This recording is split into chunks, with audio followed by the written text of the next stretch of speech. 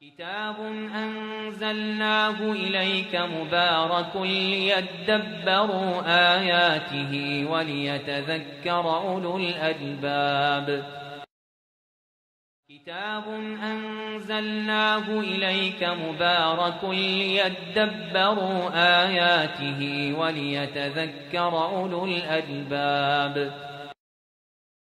كتاب أنزلناه إليك مبارك ليدبروا آياته وليتذكر أولو الألباب كتاب أنزلناه إليك مبارك ليدبروا آياته وليتذكر أولو الألباب كتاب أنزلناه إليك مبارك ليدبروا آياته وليتذكر أولو الألباب كتاب أنزلناه إليك مبارك.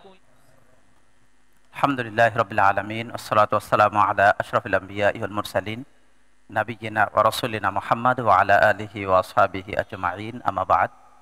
প্রশংসা আল্লাহ তাআলার জন্য যে আল্লাহ তাআলা আমাদেরকে কোরআনুল কারীমের মাসে কোরআন জানা বোঝা শিক্ষা গ্রহণ করার মতো ব্যবস্থাপনা দান করেছেন, তার শুকরিয়া বলি আলহামদুলিল্লাহ। দরুদ ও সালাত বর্ষিত হোক মানবতার মুক্তিদূত আহমদ মুস্তাফা মুহাম্মদ মুস্তাফা সাল্লাল্লাহু আলাইহি ওয়াসাল্লামের উপর, সকলে বলি সাল্লাল্লাহু আলাইহি ওয়াসাল্লাম। অতঃপর উপস্থিত সম্মানিত দ্বীনি ভাই বন্ধুরা, পর্দার আড়ালে প্রিয় বোনেরা, ধারাবাহিক প্রোগ্রামে আজকে সূরা আন-নূর শেষ হবে ইনশাআল্লাহ এবং সূরা আল ফুরকানের দুইটি আয়াত আলোচনা হবে ইনশাআল্লাহ। সূরা আন-নূর এর ৬২ থেকে ৬৪ নাম্বার তথা শেষ পর্যন্ত এবং সূরা আল ফুরকান এর ১ এবং ২ নাম্বার আয়াত আলোচনা হবে ইনশাআল্লাহ। আমরা জানি আমাদের এই প্রোগ্রামে প্রথমে তেলাওয়াতের সাথে সাথে সরল অনুবাদ বলা হয় ৫-৬ মিনিটের মাঝে, কয়েকটি শব্দের অর্থ, গবেষণামূলক শিক্ষা, আয়াতের প্রতি আমল এবং দিক নির্দেশনা, এই সব মিলিয়ে আশা করি ২৮ মিনিটের মাঝে আলোচনা শেষ হবে বিইذنিল্লাহি তাআলা। আউযু বিল্লাহি মিনাশ শাইতানির রাজীম। বিসমিল্লাহির রহমানির রহিম। ইন্নামাল মুমিনুনা আল্লাযীনা আমানু বিল্লাহি ওয়া রাসূলিহি ওয়া ইযা কানু মা'আহু আলা আমরিন জামি'in লাম ইয়াযহাবু হাত্তা ইস্তা'যিনুহু ইন্নাল্লাযীনা ইস্তা'যিনুনাকা উলাইকা আল্লাযীনা ইউমিনুনা বিল্লাহি ওয়া রাসূলিহি فإذا استأذنوك لبعض شأنهم فأذن لمن شئت منهم واستغفر لهم الله إن الله غفور رحيم। কেবলমাত্র মুমিনরা যারা আল্লাহ এবং তার রাসূলের প্রতি বিশ্বাস করে, ঈমান এনেছে, যখন তারা রাসূলুল্লাহ সাল্লাল্লাহু আলাইহি ওয়াসাল্লামের সাথে কোনো সমষ্টিগত বিষয়ে একত্রিত হয়, তখন তার কাছে অনুমতি ব্যতীত কেউ চলে যায় না। যারা তার কাছে অনুমতি নেয় তারাই প্রকৃতপক্ষে আল্লাহ এবং তার রাসূলের প্রতি ঈমান আনয়ন করে। সুতরাং যখন তারা আপনার কাছে অনুমতি চায় তাদের কোনো কাজের জন্য, তাহলে আপনি তাদের যাকে ইচ্ছা অনুমতি দিন এবং তাদের জন্য আল্লাহর কাছে ক্ষমা চান। নিশ্চয় আল্লাহ তাআলা অতি ক্ষমাশীল, পরম দয়ালু। লা তাজআলু দুআ আর-রাসূলি বাইনাকুম কাদুআই বা'দিকুম বা'দা। তোমরা রাসূলুল্লাহ সাল্লাল্লাহু আলাইহি ওয়াসাল্লামকে ডাকা, তাকে আহ্বান করা, তোমাদের একে অপরকে ডাকার মতো করো না। ক্বাদ ইয়ালামুল্লাহু আল্লাযীনা ইয়াতাসাল্লালুনা মিনকুম লিওয়াদা। অবশ্যই আল্লাহ রাব্বুল আলামিন জানেন তোমাদের মাঝ থেকে যারা গোপনে বের হয়ে যায়। ফালইয়াহযারিল্লাযীনা ইউখালিফুনা আন আমরিহি আন তুসিবাহুম ফিতনাতুন আও ইউসিবাহুম আযাবুন আলীম। অতএব যারা তার আদেশের বিরুদ্ধাচরণ করে, রাসূলুল্লাহ সাল্লাল্লাহু আলাইহি ওয়াসাল্লামের আদেশের বিরুদ্ধাচরণ করে, তারা যেন সাবধান হয় যে তাদের উপরে কোনো ফিতনা, বিপর্যয় পতিত হবে অথবা তাদেরকে যন্ত্রণাদায়ক শাস্তি গ্রাস করবে। আলা ইন্না লিল্লাহি মা ফিস সামাওয়াতি ওয়াল আরদ। সাবধান, জেনে রাখুন নিশ্চয় আল্লাহ তাআলার জন্যই আসমান সমূহ এবং জমিনে যা রয়েছে তা সবই। ক্বাদ ইয়ালামু মা আনতুম আলাইহি ওয়া ইয়াওমা ইউরজাউনা ইলাইহি ফায়ুনাব্বিউহুম বিমা আমিলু ওয়াল্লাহু বিকুল্লি শাইইন আলীম। অবশ্যই আল্লাহ তাআলা জানেন তোমরা যার উপরে রয়েছো, তোমাদের যা কিছু বেষ্টন করে সব পরিব্যাপ্তি আল্লাহ তাআলা জানেন এবং তোমাদেরকে যেদিন তাদেরকে ফিরিয়ে দেওয়া হবে তার কাছে, আল্লাহ তাআলার কাছে, সেই দিন তিনি তাদের কৃতকর্ম সম্পর্কে, আমল সম্পর্কে তাদের জানিয়ে দিবেন। আর আল্লাহ তাআলা সর্ববিষয়ে বিজ্ঞ, সর্ববিষয়ে অকেফাল জ্ঞাত। এবার সূরা আল ফুরকানের বিসমিল্লাহির রহমানির রহিম। তাবারাকাল্লাযী নাযালাল ফুরকানা আলা আবদিহি লিয়াকুনা লিল আলামিনা নাযীরা। বরকতময় আল্লাহ, যিনি নাজিল করেছেন ফুরকান তথা কোরআন তার বান্দার উপরে, যাতে করে তিনি বিশ্ব জগতের জন্য ভীতি প্রদর্শনকারী হন, সতর্ককারী হন। আল্লাযী লাহু মুলকুস সামাওয়াতি ওয়াল আরদ ওয়া লাম ইয়াত্তাখিয ওয়ালাদান ওয়া লাম ইয়াকুল লাহু শারীকুন ফিল মুলকি ওয়া খালাকা কুল্লা শাইইন ফাকাদ্দারাহু তাকদীরা। তিনি এমন সত্তা, তার জন্যই আসমানসমূহ এবং জমিনের কর্তৃত্ব, রাজত্ব। তিনি কাউকে সন্তান গ্রহণ করেননি, তিনি কোনো সন্তান গ্রহণ করেননি এবং তার কোনো শরীক অংশীদার নেই না রাজত্বে। তিনি রাজত্বের মাঝে, কর্তৃত্বের মাঝে কোনো অংশীদার গ্রহণ করেননি, তার কোনো শরীক নেই। আর তিনি সব কিছুকে যথাযথভাবে নির্ধারণ করেছেন, পরিমাণ মতো নির্ধারণ করেছেন, সৃষ্টি করেছেন। এবারে আয়াতের থেকে আমরা কয়েকটি গুরুত্বপূর্ণ শব্দের অর্থ জানবো। এক, আমরিন জামিআন, সমষ্টিগত বিষয়। উদ্দেশ্য হলো কোনো মুসলমানদের অতি কল্যাণকর এমন কোনো গুরুত্বপূর্ণ বিষয়, যেই বিষয়ে তাদেরকে একত্রিত করা হয়।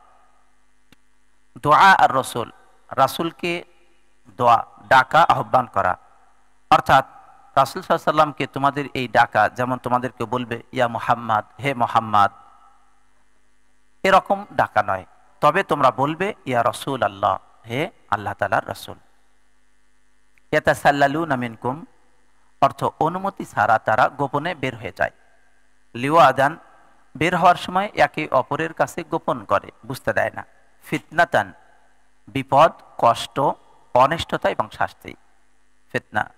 ফাকাদ্দারাহু, তারপর তাকে সুবিন্যস্ত করেছেন, সৃষ্টির যেভাবে তার জন্য উপযুক্ত সেইভাবে তাকে সুবিন্যস্ত করেছেন। আয়াতের কয়েকটি শব্দের অর্থ জানলাম। এবার আমরা 7টি শিক্ষা আলোচনা করব, গবেষণামূলক শিক্ষা। এক, আল্লাহ তাআলা বলেন ইন্নামাল মুমিনুনা আল্লাযীনা আমানু বিল্লাহি ওয়া রাসূলিহি ওয়া ইযা কানু মাআহু আলা আমরিন জামি'in লাম ইয়াযহাবু হাত্তা ইস্তা'যিনু ইন্নাল্লাযীনা ইস্তা'যিনুনাকা উলাইকা আল্লাযীনা ইউমিনুনা বিল্লাহি ওয়া রাসূলিহি। কেবলমাত্র মুমিনরা, যারা আল্লাহ এবং তার রাসূলের প্রতি ঈমান এনেছে, যখন তারা নবী সাল্লাল্লাহু আলাইহি ওয়াসাল্লামের সাথে কোনো সমষ্টিগত বিষয় একত্রিত হয়, তখন তারা তার কাছে অনুমতি ছাড়া বের হয় না। নিশ্চয় যারা তার কাছে অনুমতি চায়, তারাই হলো আল্লাহ এবং রাসূলের প্রতি বিশ্বাসী।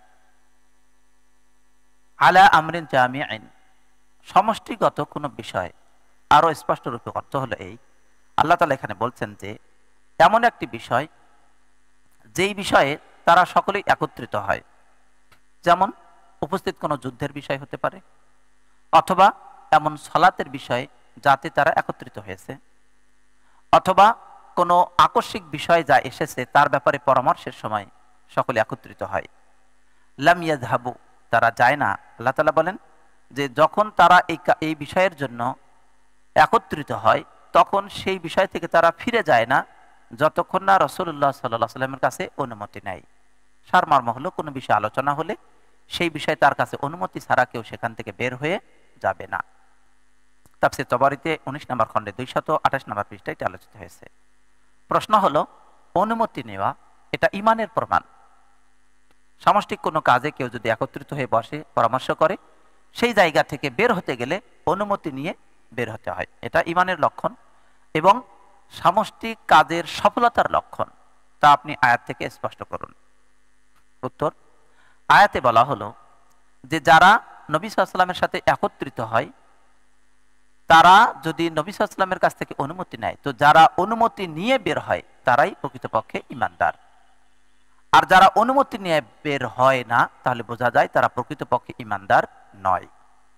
আর যে ঈমান যার মাঝে আছে সে সফল, আর যার মাঝে ঈমান নেই সে সফল হতে পারবে না। অতএব অনুমতি নেওয়াটিও সফলতার একটি লক্ষণ এবং অনুমতির মাধ্যমেই গুরুত্বপূর্ণ বিষয়গুলো সুন্দরভাবে পরিচালিত হয়। দ্বিতীয় নাম্বার শিক্ষা, আল্লাহ তাআলা বলেন ওয়াস্তাগফির লাহুমুল্লাহ, আপনি তাদের জন্য আল্লাহর কাছে ক্ষমা চান। ইন্নাল্লাহা গফুরুর রহিম, নিশ্চয়ই আল্লাহ তাআলা অতি ক্ষমাশীল, পরম দয়ালু। ওয়াস্তাগফির লাহুম, আপনি তাদের জন্য ক্ষমা চান। আল্লাহ তাআলা বলছেন যে আপনি তাদের জন্য দোয়া করুন যে আল্লাহ রাব্বুল আলামিন যেন তাদের মাঝে এবং নবী সাল্লাল্লাহু আলাইহি ওয়াসাল্লামের মাঝে যেই পরিণতিগুলো ঘটে তার ব্যাপারে যেন তাদের উপরে ক্ষমার দ্বারা দয়া করেন, অর্থাৎ আল্লাহ তাআলা যেন দয়া করে তাদের ক্ষমা করে দেন, এই দোয়া করুন। ইন্নাল্লাহা গফুর, নিশ্চয় আল্লাহ তাআলা অতি ক্ষমাশীল। তওবাকারীদের, তার তওবাকারী যেই বান্দা সেই বান্দার পাপকে তিনি অতি ক্ষমাশীল। রহিম, অর্থাৎ তিনি তাদেরকে তাদের যেই পাপ থেকে তারা তওবা করে সেই পাপের উপরে আবার শাস্তি দেওয়ার ব্যাপারে তিনি দয়াশীল, তিনি শাস্তি দিবেন না। তাফসীর তাবারীতে 19 নম্বর খণ্ডে 229 নম্বর পৃষ্ঠায় এটা আলোচিত হয়েছে। প্রশ্ন হলো যে সফল একজন নেতার দয়া এবং অনুগ্রহ এবং সফল নেতা কর্তৃক দোয়া করা, যেই ব্যক্তি তার অধীনস্থ, যার তিনি কর্তৃত্ব করেন, সেটা অদৃশ্যে অর্থাৎ তার অনুপস্থিতিতে তার কর্তৃত্বশীল ব্যক্তিদের উপরে তার জন্য তার দোয়া করা, এটি প্রকৃত পক্ষে তার দয়ার অন্তর্ভুক্ত, মায়ার অন্তর্ভুক্ত। তা আপনি বর্ণনা করুন। উত্তর, রাসূলুল্লাহ সাল্লাল্লাহু আলাইহি ওয়াসাল্লাম ছিলেন তাদের নেতা, আর তিনি তাদের জন্য দোয়া করেছেন যেন তাদের যে ভুল ভ্রান্তি হয় সেটা যেন আল্লাহ ক্ষমা করে দেন। সুতরাং নেতা হয়ে তার অধীনস্থ ব্যক্তিদের জন্য তাদের ভুল ভ্রান্তির ক্ষেত্রে ক্ষমা চাওয়া আল্লাহর কাছে, এটা নেতার পক্ষ থেকে একটি দয়ার নামান্তর, এটি দয়ার উদাহরণ। সুতরাং প্রমাণ হলো যিনি নেতা হবেন তিনি তার অধীনস্থ ব্যক্তিদের দুর্বলতার ক্ষেত্রে, তাদের যেই সকল ত্রুটি হয় সেই ক্ষেত্রে তাদের জন্য যেমন নিজের ক্ষমা করা, অন্যদিকে আল্লাহ তাআলার কাছে ক্ষমা করা, এটি একটি দয়ার বহিঃপ্রকাশ। 3 নম্বর, আল্লাহ তাআলা বলেন লা তাজআলু দুআ আর-রাসূলি বাইনাকুম কাদুআই বা'দিকুম বা'দা, তোমরা রাসূলকে আহ্বান করা, দোয়া করা, তাকে ডাকা, এটাকে তোমাদের একে অপরকে নিজেদের মাঝে ডাকার মতো করো না।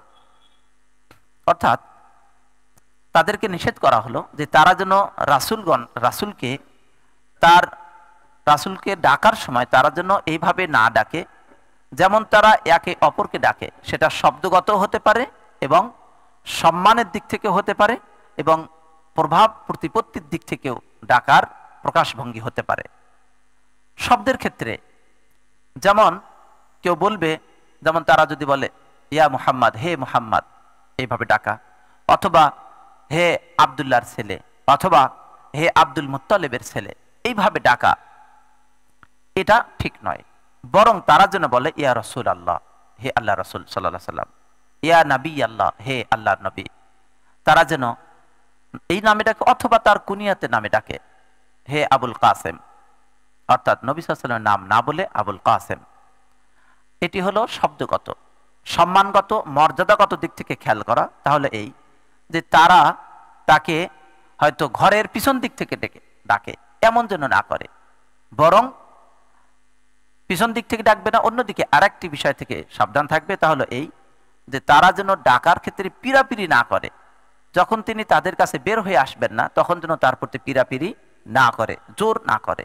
এইভাবে ডাকাটা পরস্পরে যেমন করা হয় এরকম যেন রাসূলুল্লাহ সাল্লাল্লাহু আলাইহি ওয়াসাল্লামের জন্য না করা হয়। ইবনে আশুর রাহিমাহুল্লাহ এটি আলোচনা করেন তার তাফসীর গ্রন্থে 18 নম্বর খণ্ডে 309 নম্বর পৃষ্ঠা। আমরা জানি নবী সাল্লাল্লাহু আলাইহি ওয়াসাল্লামকে আহ্বান সংশ্লিষ্ট এক সূরাতে বিস্তারিত আলোচনা রয়েছে, যেটি হলো সূরাতুল হুজুরাত। এই সূরায় যদি আমরা দেখে নিই তাহলে আমরা আরো সংশ্লিষ্ট আদব জানতে পারবো। মূলত আমরা এখানে একটি সীমাবদ্ধ সময়ের মাঝে আর পাশাপাশি এই গ্রন্থ অনুপাতে আমাদের আলোচনাগুলো হয়ে থাকে, যেন আমরা বিস্তারিত তাফসীরে যাই না। সুতরাং নবী সাল্লাল্লাহু আলাইহি ওয়াসাল্লামকে সুন্দর শব্দে ডাকবে, বেকার যেই শব্দগুলো তার জন্য সম্মানহানিকর অথবা তার জন্য অস্বস্তিকর, সেটা শব্দগত হোক অথবা অবস্থাগত হোক, কোনোটাই তার জন্য ব্যবহার করা উচিত হবে না। প্রশ্ন হলো রাসূলুল্লাহ সাল্লাল্লাহু আলাইহি ওয়াসাল্লামকে সম্মান করা এটি আল্লাহ তাআলাকেই সম্মান করার অন্তর্ভুক্ত। আপনি আয়াতে কারিমা থেকে স্পষ্ট করুন। উত্তর, আয়াতে কারিমাতে বলা হলো যে তোমরা নবী সাল্লাল্লাহু আলাইহি ওয়াসাল্লামকে তোমাদের পরস্পরে একে অপরকে ডাকার মতো ডাকবে না, বরং তার সাথে সুন্দর শব্দ ব্যবহার করবে, এটি আল্লাহ তাআলার নির্দেশ। অতএব তার সাথে সুন্দর শব্দ ব্যবহার করে তাকে ডাকা, নবী সাল্লাল্লাহু আলাইহি ওয়াসাল্লামকে এই শব্দে ডাকা, সেটি প্রকৃতপক্ষে আল্লাহ তাআলাকেই সম্মান করা, কারণ এই নির্দেশনা দিয়েছেন স্বয়ং আল্লাহ তাআলা। 4 নাম্বার, আল্লাহ তাআলা বলেন লা তাজআলু দুআ আর-রাসূলি বাইনাকুম কাদুআই বা'দিকুম বা'দা। পূর্বের আয়াত থেকে যে তোমরা তোমাদের নিজেদের মাঝে ডাকার মতো নবী সাল্লাল্লাহু আলাইহি ওয়াসাল্লামকে ডাকবে না। এখানে রাসূলুল্লাহ সাল্লাল্লাহু আলাইহি ওয়াসাল্লামের সম্মানের যা কিছু থাকার তা এখানেই রয়ে গেছে। এখান থেকে উল্লেখ করা হয় যে যিনি শায়েখ, তার দলের মাঝে তিনি হলেন নবী সাল্লাল্লাহু আলাইহি ওয়াসাল্লাম যেমন তার উম্মতের মাঝে, ফলে তাকে সম্বোধন করার সময় সম্মান খেয়াল করা উচিত। যিনি শায়েখ থাকবেন, নবী সাল্লাল্লাহু আলাইহি ওয়াসাল্লামকে ডাকতে যেমন আদব প্রয়োজন, অনুরূপভাবে যিনি সমাজের মাঝে, একটি দলের মাঝে, একটি গোত্রের মাঝে, একটি সমষ্টির মাঝে যিনি শায়েখ থাকবেন, তিনিও অনুরূপভাবে সম্মানিত ব্যক্তি। অতএব তাকেও সম্মানের সাথে ডাকা, তাকে অন্যদের থেকে আলাদাকরণ এটি উচিত, যেন ভিন্নভাবে ডাকা হয়, তাকে যেন স্বাভাবিক অন্যদের মতোই ডাকা না হয়। তাফসীর আলুসিতে এটি আলোচিত হয়েছে 9 নম্বর খণ্ডের 419 নম্বর পৃষ্ঠায়। প্রশ্ন হলো, তালিবুল ইলম ছাত্রের জন্য তার শায়েখের সাথে, তার মুরব্বী যিনি আছেন তার সাথে, এবং উলামায়ে কেরামের সাথে, বড় ব্যক্তিদের সাথে ছাত্রর বা তালিবুল ইলমের অনেক সুন্দর সুন্দর শিষ্টাচার বা আদব রয়েছে, তা এই আয়াতে কারিমা থেকে বর্ণনা করুন। উত্তর, অনেক আদব রয়েছে, তার মাঝে অন্যতম হলো সুন্দর ভাষায়, সুন্দর সম্ভাষণে এবং উপযুক্ত পরিস্থিতিতে উপযুক্ত পন্থায় তাকে আহ্বান করা, তার সাথে পিরাপিরি না করা, তার সাথে ভদ্রতা এবং সৌজন্যতামূলক আচরণ করা। এই সবগুলোই একজন ছাত্রের উচিত হলো তার উস্তাদ, তার শায়েখ বা তার মুরব্বির সাথে এই আদবগুলো রক্ষা করে চলা। 5 নম্বর শিক্ষা, আল্লাহ তাআলা বলেন এবার সূরা আল ফুরকান থেকে, তাবারাকাল্লাযী নাযালাল ফুরকানা আলা আবদিহি লিয়াকুনা লিল আলামিনা নাযীরা। বরকতময় আল্লাহ, যিনি তার বান্দার উপরে ফুরকান নাজিল করেছেন, যাতে মানুষের জন্য তিনি ভীতি প্রদর্শনকারী হন, সতর্ককারী হন সারা বিশ্বের জন্য। এখানে কোরআনুল কারীমকে ফুরকান নামে নামকরণ করা হয়েছে, এর দুইটা দিক রয়েছে। একটি হলো যে ফুরকান শব্দের আসল অর্থ হলো সত্য মিথ্যার পার্থক্যকারী। যেহেতু এটা সত্য মিথ্যার পার্থক্য করে, তাই এটাকে ফুরকান নামে নামকরণ করা হয়। এটা মুমিন এবং কাফিরের মাঝে পার্থক্য করে, এই জন্য এটাকে ফুরকান নামে নামকরণ করা হয়। আর দ্বিতীয় নম্বর কারণ হলো যে এটি হালাল এবং হারামের যা কিছু আছে তা বর্ণনা করেছে। শরীয়তে যা রয়েছে, যা শরীয়ত সম্মত, তার বর্ণনা রয়েছে এই কিতাবের মাঝে। এই জন্য এই কিতাবকে বলা হয় ফুরকান, তথা হালাল এবং হারামকে স্পষ্ট করে দেয়। তাফসীর তবারিতে এটি আলোচিত হয়েছে 15 নম্বর খণ্ডের 366 নম্বর পৃষ্ঠায়। প্রশ্ন হলো যে ফুরকান নামে কোরআনুল কারীমকে কেন নামকরণ করা হয়েছে? উত্তর, সূরা ফুরকান, এখানে ফুরকান নামে কোরআনুল কারীমকে নামকরণ করা হয়েছে কারণ হলো যে কোরআনুল কারীম এটা সত্য এবং মিথ্যার মাঝে পার্থক্য করে, এটা হালাল হারামের মাঝে পার্থক্য বিধান করে, এটা মুমিন এবং কাফিরের মাঝে পার্থক্য বিধান করে, তাই এটাকে ফুরকান নামে নামকরণ করা হয়েছে। 6 নম্বর শিক্ষা, আল্লাহ তাআলা বলেন তাবারাকাল্লাযী নাযালাল ফুরকানা আলা আবদিহি লিয়াকুনা লিল আলামিনা নাযীরা। বরকতময় আল্লাহ, যিনি ফুরকান নাজিল করেছেন তার বান্দার উপরে, তার দাসের উপরে, যাতে করে তিনি বিশ্ববাসীর জন্য সতর্ককারী হন। এখানে অত্যন্ত গুরুত্বপূর্ণ একটি শব্দ খেয়াল করার, এখানে আবদ দাস, তার দাসের উপরে, এই দাস দ্বারা উদ্দেশ্য হলো আমাদের নবী মুহাম্মদ সাল্লাল্লাহু আলাইহি ওয়াসাল্লাম। এখানে নবী সাল্লাল্লাহু আলাইহি ওয়াসাল্লামকে দাস এই শব্দ দ্বারা, এই শিরোনাম দ্বারা এখানে উল্লেখ করা হয়েছে। এটা নিয়ে আসার দ্বারা কয়েকটি কারণ, তার মাঝে একটি হলো যে রাসূলুল্লাহ সাল্লাল্লাহু আলাইহি ওয়াসাল্লামের সম্মান প্রদর্শন, তার সম্মান, তিনি প্রকৃতপক্ষে আল্লাহর দাস, এবং এর দ্বারা এই ঘোষণা দেওয়া যে নবী সাল্লাল্লাহু আলাইহি ওয়াসাল্লাম তিনি ইবাদত তথা দাসত্বের চূড়ান্ত পর্যায়ে রয়েছেন, এই জন্য তাকে বলা হয়েছে আবদ তথা দাস। এবং এই সতর্কতার জন্য যে নিশ্চয় রাসূলুল্লাহ সাল্লাল্লাহু আলাইহি ওয়াসাল্লাম তিনি যিনি রাসূল, তিনি রাসূল অর্থাৎ যাকে পাঠানো হয়, তিনি মুরসিল তথা যিনি পাঠান তার দাস, এছাড়া আর কিছু না। অর্থাৎ মুরসিল আল্লাহ রাব্বুল আলামিনের তিনি একমাত্র দাস, ছাড়া তার বড় কিছু না। এটা এই কারণে যাতে করে এটা খ্রিস্টানদের জন্য প্রত্যাখ্যান হয়ে যায়, খ্রিস্টানদের উত্তর হয়ে যায়। কারণ খ্রিস্টানরা ঈসা আলাইহিস সালামকে কি বলেন? আল্লাহর পুত্র বলেন। তাই আল্লাহ তাআলা এখানে বলে দিলেন যে যিনি রাসূল, তিনি মুরসিল তথা রাসূল প্রেরণকারীর দাস মাত্র, তিনি তার সন্তান নন। অনুরূপভাবে রাসূলুল্লাহ সাল্লাল্লাহু আলাইহি ওয়াসাল্লাম তিনিও রাসূল এবং দাস ছাড়া অন্য কিছু নন। তাফসীর আলোচিত এসেছে নবম খণ্ডের 422 নম্বর পৃষ্ঠায়। প্রশ্ন হলো, আল্লাহ রাব্বুল আলামিন কোরআনুল কারীম নাজিলের মতো সম্মানজনক জায়গায় রাসূলুল্লাহ সাল্লাল্লাহু আলাইহি ওয়াসাল্লামকে দাস বলে উল্লেখ করেছেন, আব্দ বলেছেন, তার দাসত্বের কথা উল্লেখ করেছেন। এখানে নবী বা রসুল হওয়ার বিষয়টা কেন উল্লেখ করেননি? কেন বলেননি যে তিনি নবী এবং রাসূল? এর দ্বারা আপনি এখান থেকে কি শিক্ষা পান? উত্তর, শিক্ষা হলো এই যে রাসূলুল্লাহ সাল্লাল্লাহু আলাইহি ওয়াসাল্লাম আল্লাহ তাআলার দাস। তার মানে যিনি আল্লাহ তাআলার রাসূল হবেন তিনি দাসের বাইরে নন, তিনি দাসের মাঝেই, তিনিও ভৃত্য, তিনিও আল্লাহ তাআলার দাস। অতএব এখান থেকে যিনি রাসূল হবেন তিনি আল্লাহর পুত্র হবেন অথবা আল্লাহ তাআলার অন্য কেউ বিশেষ কিছু হবেন এরকম বলার কোনো সুযোগ নেই। আর যেই খ্রিস্টানরা এই কথা বলেছে তাদেরকে প্রত্যাখ্যানের জন্য আল্লাহ তাআলা এখানে রাসূল নবী কোনো কিছু না বলে বরং বলেছেন তিনি দাস এবং সেই দাসের উপরে আমি ফুরকান নাজিল করেছি। 7 নম্বর শিক্ষা, আল্লাহ তাআলা বলেন ওয়া খালাকা কুল্লা শাইইন ফাকদ্দারাহু তাকদীরা, আর তিনি সবকিছুকে সৃষ্টি করেছেন অতঃপর তা সুবিন্যস্ত করেছেন এবং তা পরিমিত করেছেন। আল্লাহ তাআলা এখানে সুবিন্যস্ত করেছেন এবং সুন্দর অবয়ব দান করেছেন যেটা তার জন্য উপযুক্ত। অতএব এর মাঝে কোনো ত্রুটি নেই এবং কোনো বৈপরীত্যও নেই। বলা হয় আল্লাহ তাআলা প্রত্যেকটা জিনিসকে যথাযথভাবে সাজিয়েছেন এবং সেটাকে পরিমিত করেছেন। যেমন মৃত্যু নির্ধারিত সময় নির্ধারণ করেছেন, রিজিক নির্ধারণ করেছেন। অতএব আল্লাহ তাআলা যেভাবে সৃষ্টি করেছেন সেইভাবেই তকদির চলমান হয়, বাস্তবায়ন হয়। তাফসীর বাগাবীতে 3য় খণ্ডের 321 নম্বর পৃষ্ঠায় এটি আলোচিত হয়েছে। প্রশ্ন হলো যে আল্লাহ রাব্বুল আলামিন কর্তৃক তার সৃষ্টিকে যথাযথভাবে সুবিন্যস্ত করার জন্য তিনি যে কাজ করেছেন এতে আল্লাহ তাআলার মহত্বর বাস্তবতা রয়েছে, তার কিছু বর্ণনা করুন। উত্তর, এই বিশাল সৃষ্টি সকল মানুষকে, সকল মাখলুককে আল্লাহ তাআলা সৃষ্টি করেছেন, কিভাবে পরিমিত করেছেন, এই পরিমাণ প্রত্যেককে কাকে কেমন ভাবে সৃষ্টি করা প্রয়োজন সেভাবে করেছেন, এতে অবশ্যই আল্লাহ তাআলার মহত্বের প্রমাণ হয়। এবারে আমরা আয়াত থেকে আমল খেয়াল করব। 1 নম্বর আমল, আপনি মুসলমানদের জন্য, মুসলমান পুরুষ মুসলমান নারী, মুমিন পুরুষ মুমিন নারী, জীবিত হোক তাদের মাঝ থেকে অথবা মৃত হোক, সকলের জন্য আপনি ক্ষমা প্রার্থনা করুন। ওয়াস্তাগফির লাহুমুর রাসূল এবং ওয়াস্তাগফির লাহুমুল্লাহ, রাসূল সাল্লাল্লাহু আলাইহি ওয়াসাল্লামকে আল্লাহ তাআলা বললেন আপনি তাদের জন্য আল্লাহ তাআলার কাছে ক্ষমা চান। তাহলে এখান থেকে আমাদের শিক্ষা, আমরা যেন মুমিন পুরুষ নর নারী সকলের জন্য আমরা যেন ক্ষমা প্রার্থনা করি।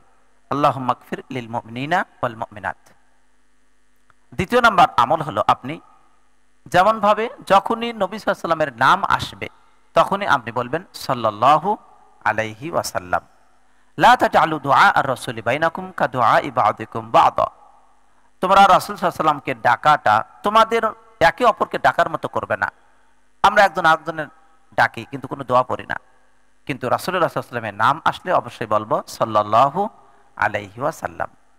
3 নম্বর আমল, আপনি এমন একটি মেসেজ পাঠান কাউরে কাছে, আপনার বন্ধুর বা আপনজনের কাছে, অথবা একটি ছোট্ট পুস্তিকা লিখুন যাতে আপনি রাসূলুল্লাহ সাল্লাল্লাহু আলাইহি ওয়াসাল্লামের আদর্শের বিপরীত করার ভয়াবহতা সম্পর্কে বর্ণনা করবেন। এমন একটি মেসেজ পাঠিয়ে দিন। ফালিয়াহযারিল্লাযিনা ইখালিফুনা আন আমরিহি আন তুসিবাহুম ফিতনাতুন আও ইউসিবাহুম আযাবুন আলীম। সুতরাং যারা রাসূলুল্লাহ সাল্লাল্লাহু আলাইহি ওয়াসাল্লামের আদেশের বিরুদ্ধাচরণ করে তারা যেন ভয় করে যে তাদের উপরে ফিতনা আসবে অথবা তাদের কাছে যন্ত্রণাদায়ক শাস্তি তাদেরকে পাকড়াও করবে। সবশেষে আমরা 3টি দিক নির্দেশনা খেয়াল করব। 1, রাসূলুল্লাহ সাল্লাল্লাহু আলাইহি ওয়াসাল্লামকে সম্মান করা ওয়াজিব, আবশ্যক, এবং রাসূলুল্লাহ সাল্লাল্লাহু আলাইহি ওয়াসাল্লামের সাথে তার জীবদ্দশায় অথবা তার মৃত্যুর পরে, তিনি মৃত অবস্থায় অথবা তার জীবিত অবস্থায় তার সাথে কোনো ধরনের খারাপ আচরণ করা হারাম। লা তাজআলু দুআ আর-রাসূলি বাইনাকুম কাদুআই বা'দিকুম বা'দা, তোমরা নিজেদের মাঝে তোমাদের একে অপরকে ডাকার মতো রাসূলুল্লাহ সাল্লাল্লাহু আলাইহি ওয়াসাল্লামকে ডাকা এমন কাজ করবে না। নবী সাল্লাল্লাহু আলাইহি ওয়াসাল্লামকে তোমাদের ডাকার মতো ডাকবে না। 2 নম্বর দিক নির্দেশনা হলো রাসূলুল্লাহ সাল্লাল্লাহু আলাইহি ওয়াসাল্লামের সুন্নাতের ব্যাপারে স্পর্ধা দেখানো, তার উপরে ভয় করা, তার ক্ষেত্রে এই ভয় রয়েছে যে সে হয়তো নিকৃষ্ট অবস্থায় মারা যাবে। যে নবী সাল্লাল্লাহু আলাইহি ওয়াসাল্লামের বিরুদ্ধাচরণ করবে, তার সুন্নাতের বিপরীত করবে, তার জন্য এই ভয় করা যায়, বা তার ক্ষেত্রে এই ভয় হয় যে সে হয়তো নিকৃষ্ট অবস্থায় মারা যাবে, তার মৃত্যু অত্যন্ত খারাপ হবে। বলে আইয়াদ বিল্লাহ, আল্লাহ তাআলার কাছে আশ্রয় চাই, আল্লাহ যেন আমাদের উত্তম মৃত্যু দান করেন, আমিন। ফালিয়াহযারিল্লাযীনা ইখালিফুনা আন আমরিহি আন তুসিবাহুম ফিতনাতুন আও ইউসিবাহুম আযাবুন আলীম। অতএব যারা রাসূলুল্লাহ সাল্লাল্লাহু আলাইহি ওয়াসাল্লাম বিরুদ্ধাচরণ করে তারা যেন ভয় করে যে তাদের উপরে আল্লাহ তাআলার পক্ষ থেকে ফিতনা আসবে, অথবা তাদের কাছে যন্ত্রণাদায়ক শাস্তি তাদেরকে পাকড়াও করবে। 3 নম্বর দিক নির্দেশনা হলো শীঘ্রই আল্লাহ রাব্বুল আলামিন আপনাকে অবশ্যই জানিয়ে দিবেন আপনি যেই ভালো অথবা খারাপ কাজ করেছেন, তা আল্লাহ তাআলা জানিয়ে দিবেন। অতএব আপনি আগ্রহী হন যে আল্লাহ তাআলা যেন আপনাকে এমন কিছু জানিয়ে দেন যেটা আপনি ভালোবাসেন। অতএব আপনি সেই ধরনের আমল করুন।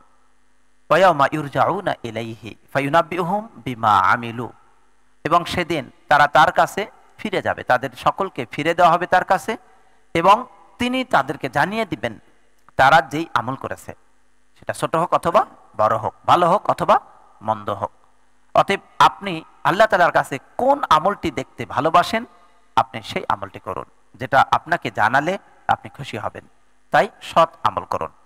এ পর্যন্ত আজকের আলোচনা। আল্লাহ রাব্বুল আলামিনের কাছে দোয়া করি আল্লাহ সুবহানাহু ওয়া তাআলা আমাদের সকলকে সত্যিকার অর্থে কোরআনের আয়াতগুলোর উপরে আমল করার তৌফিক দান করুন, এবং কোরআনের এই মাসে, রমাদানুল মুবারক মাসে আমরা শেষের দিকে এসেছি, আল্লাহ তাআলা আমাদের বাকি সময়টুকুকে যেন সুন্দরভাবে কাটানোর মতো, যে কাজে আল্লাহ সন্তুষ্ট হবেন সেই কাজের উপরে আমাদের থাকার জন্য তৌফিক দান করেন, আমিন।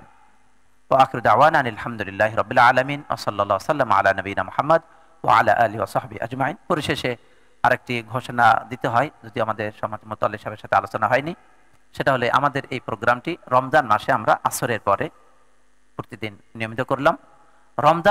রমজানের মাঝে আমরা আসরের পরে করলাম।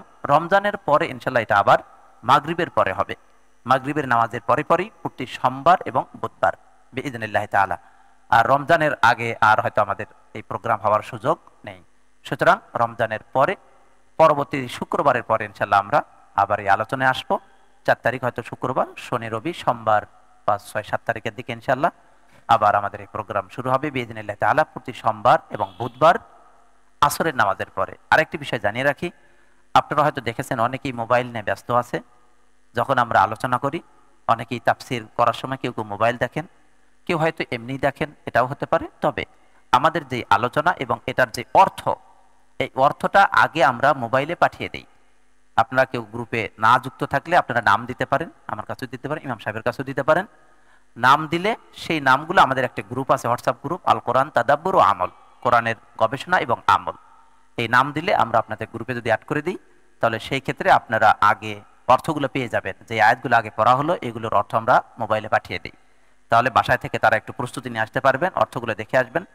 এরপরে এখানে এসে বাকি আনুষঙ্গিক তাফসিরগুলো তাদের বুঝতে সহজ হবে ইনশাআল্লাহ। তো আপনারা এক্ষেত্রে যারা যুক্ত নন তারাও নাম্বার দিয়ে যুক্ত থাকতে পারেন, এবং এটা অনলাইনেও থাকবে। আপনি ইচ্ছা করলে যদি আসার মতো সুযোগ না হয়, তাহলে বাসাতে বসেও সেই অনলাইন লিংক থেকে আপনি ইনশাআল্লাহ দেখতে পারবেন। সর্বোপরি আল্লাহ তাআলা আমাদের কল্যাণকর কাজে কবুল করুন, আমিন। সর্বশেষ আগামী ঈদ আসছে, ঈদের শুভেচ্ছা অগ্রিম দিয়ে এবং আমাদের এই প্রোগ্রামের ঈদের আগে পর্যন্ত সমাপ্তি ঘোষণা করছি। সুবহানাকাল্লাহুম্মা ওয়া বিহামদিকা আশহাদু আল্লা ইলাহা ইল্লা আনতা আস্তাগফিরুকা ওয়া আতুবু ইলাইক। আসসালামু আলাইকুম ওয়া রাহমাতুল্লাহি ওয়া বারাকাতুহু।